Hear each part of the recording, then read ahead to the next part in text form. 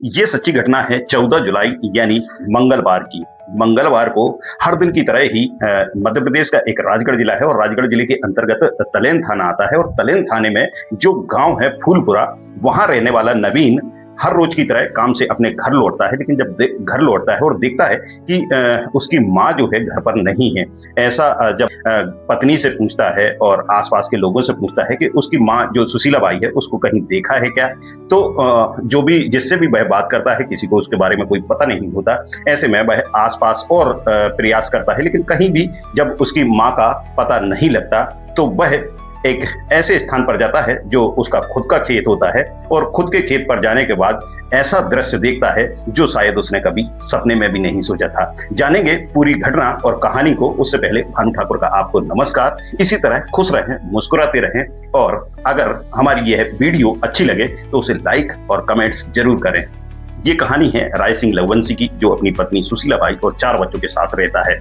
तलेन का जो फूलपुरा गांव है वहां पर अच्छे तरीके से पूरा परिवार रहता है, लेकिन कई बार कहते हैं ना कि कोई परिवार है तो उसमें खटपट भी बीच बीच में होती रहती है। ऐसा ही कुछ राय सिंह और जो सुशीला है उनके बीच भी हुआ करती थी। लेकिन इस खटपट के पीछे कोई बड़ा कारण नहीं था, सिर्फ इतना कारण था कि जो उसके 4 बच्चे हैं, जिनमें 2 बेटियां और 2 बेटे, यह मम्मी से ज्यादा प्यार करते थे और मम्मी अक्सर इस लड़ाई और विवाद के कारण मायके चले जाया करती थी। राय सिंह का यही कहना था कि आप बार बार मायके ना जाया करें। इसको लेकर विवाद होता रहता था। एक बार ऐसा होता है कि जो सारंगपुर का गोपालपुरा है वहां पर सुशीला का मायका है, वह अपने 4 बच्चों के साथ वहां रहने लगती है और लंबे समय तक वापस नहीं आती। इसी बीच राय सिंह को ऐसा लगता है कि शायद अब सुशीला वापस नहीं आएगी, उसके बच्चे भी उसे छोड़कर चले गए। ऐसे में वह जो फूलपुरा गांव है उसे छोड़कर उज्जैन चला जाता है और ये बात किसी को पता नहीं रहती। सुशीला और उसके बच्चे भी ये मान लेते हैं कि पता नहीं कहाँ चले गए।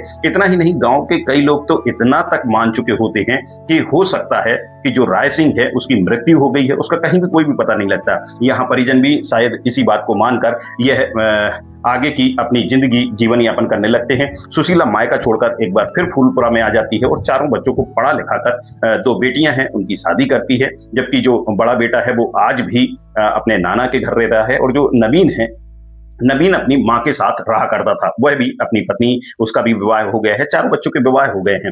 ऐसे में कहीं भी जो राय सिंह है उसका पता नहीं लगता। लेकिन दूर से एक सूचना मिलती है कि जो राय सिंह है उनका कहीं एक्सीडेंट हो गया था और उनके हाथ पैर में काफी चोटें आई थी। हालांकि चोट का जो इलाज है वह हो चुका है, लेकिन वह अभी जो उज्जैन का निर्मोही अखाड़ा है वहां पर रहते हैं और ऑटो रिक्शा चलाकर अपना जीवन यापन कर रहे हैं। परिवार को जब ये बात पता पड़ती है तो वह सोचते हैं कि हो सकता है लंबा अरसा बीत चुका है। ऐसे में राय सिंह सुधर गया हो और राय सिंह की जो सोच है वह बदल गई हो, तो वह राय सिंह को लेने के लिए उज्जैन चले जाते हैं और उज्जैन से राय सिंह को गांव वापस ले आते हैं। ये बात है करीब 1 से 1.5 साल की, जैसे कि जो राय सिंह के पुत्र हैं नवीन बताते हैं कि 1.5 साल हो चुका है लगभग। लेकिन जब वह वापस से फूलपुरा गांव आए तो उनकी जो शराब और अन्य तरह के नशे की जो लत है वह लगातार बनी हुई थी। कभी गांजा पीना, कभी शराब पीना, यह हमेशा चलता रहता था। ऐसे में कभी गांव की नाली में गिर जाना या सड़क पड़े हुए मिलना या लोगों से लड़ाई करना, ये सब बातें आम थी। एक बार फिर भले ही समय बीत चुका था, लेकिन जो विवाद का कारण है वो अभी भी बना हुआ था कि बच्चे हमेशा माँ की तरफ क्यों बोलते हैं। ऐसे में एक बार फिर सुशीला और जो कहना चाहिए राय सिंह है उनके बीच विवाद होता है, 1 से 1.5 सप्ताह पुरानी। ऐसे में एक बार फिर परिवार में विवाद होता है और जो बच्चे हैं वह भी काफी नाराज होते हैं। नवीन खुद बताता है कि माँ से राय सिंह इतना लड़ता है कि उनको भी गुस्सा आ जाता है, वह अपने घर से ही उसे निकाल देते हैं। तो घर के बाहर वह यहाँ वहां घूमता रहता है, लेकिन नशे का जो आदी हो चुका था, ऐसे में हर बार वह किसी न किसी दूसरे नशे के साथ गाँव में ही यहाँ वहां पड़ा मिलता था। परिवार वाले सोचते हैं पिता है, दिव्यांग है, उसको चोटें हैं। ऐसे में गांव के लोगों के कहने पर वह जो खेत, गांव से लगभग 2 किलोमीटर की दूरी पर एक खेत बना हुआ है जो राय सिंह का ही है, वहां जाकर उसे छोड़ देते हैं और वहीं पर एक कमरा बना है। उस कमरे में ही उसको खाना पीना, तीनों टाइम की जो चाय पानी जो भी होता है वह वहां पर उपलब्ध कराया जाता है। इसी प्रक्रिया के तहत हर दिन सुशीला, जो कि उसका पति है राय सिंह, तो वह प्रयास करती है कि शायद इनकी बुद्धि में सुधार हो जाए और ये शराब पीना छोड़ दें और जो ये लड़ते हैं वह भी छोड़ दें। ऐसे में वह हर दिन उसको खाना पीना देने के लिए जाती थी। ये बात है मंगलवार की। मंगलवार 14 जुलाई को जब वह सुबह सुबह अपने खाना लेकर राय सिंह को देने के लिए जाती है। यहाँ जो नवीन है वह अपनी नौकरी के लिए तलेन निकल जाता है, किसी को कुछ पता नहीं होता और तलेन जाने के बाद शाम के समय वह लौटता है। नवीन लौटता है, आसपास के लोगों से पूछता है, घर में पूछता है कि माँ अभी तक नहीं आई है। तो सब लोग यहाँ वहाँ की बातें बताकर इस तरफ गई थी, इस तरफ गई थी, ऐसे में पता लगता है कि जो सुबह खाना लेकर जब सुशीला गई थी तो वह लौट कर नहीं आई।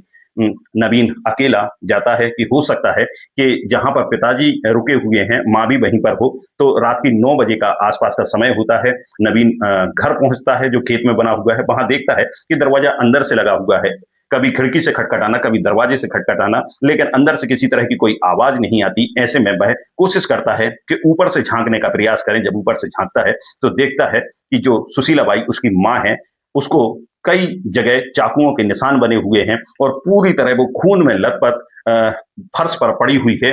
यह देखकर उसके होश ठिकाने नहीं रहते और वह अपने बड़े भाई पवन को फोन लगाता है। पवन सारंगपुर से बगैर किसी देर किए हुए सीधे फूलपुरा गांव के लिए निकल लेता है। यहाँ पुलिस को भी सूचना दी जाती है, पुलिस भी मौके पर पहुंच जाती है। पुलिस के मौके पर पहुंचने पर देखते हैं कि कहीं से भी दरवाजा या खिड़की खोलने का कोई साधन नहीं है। ऐसे में दरवाजे को तोड़कर अंदर प्रवेश करते हैं, देखते हैं कि सुशीला बाई फर्श पर पड़ी हुई है, जबकि जो राय सिंह है वह एक खिड़की से फांसी का फंदा लगाकर फांसी पर झूलता हुआ नजर आता है। यह देखकर जो भी वहां इस दृश्य को देखता है आंखों में आंसू भी होते हैं, दूसरी तरफ गुस्सा भी होता है, क्योंकि अभी प्रथम दृष्टया यदि पुलिस की जांच की बात करें तो राय सिंह ही वो व्यक्ति है जिसने हर समय विवाद की जो कड़ी थी उसी के तहत कहीं ना कहीं सुशीला की जो हत्या है वह की है। और 8 दिन से लगातार सुशीला खाना लेकर आती थी और प्रयास करती थी कि एक चाकू वहीं पर रखा रहे जिससे कभी प्याज कभी नींबू काट कर यदि देना हो तो वह दिया जाए। इसी चाकू का इस्तेमाल करते हुए उसने लगातार सुशीला पर एक के बाद एक 15 बार किए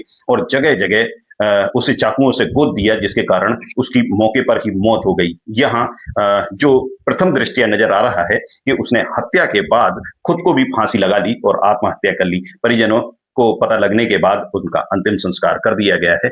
यह कहानी सुनाने के पीछे हमारा उद्देश्य ये नहीं है कि आपको निराश करना है या दुखी करना, लेकिन इतना जरूर है कि लगातार रिश्तों में जो खटास आ रही है उसको आप तक पहुंचाना जरूरी है। एक छोटी सी भी गलती कहीं ना कहीं न सिर्फ आपको बल्कि पूरे परिवार को परेशान कर देती है। कुछ इसी तरह का इस प्रकरण में भी देखने को मिल रहा है कि कोई बड़ा विवाद नहीं था, सिर्फ ये था कि बच्चे माँ से ज्यादा प्यार करते थे। ये स्टोरी कैसी लगी इसको लेकर आप अपने कमेंट्स बॉक्स में जरूर दें।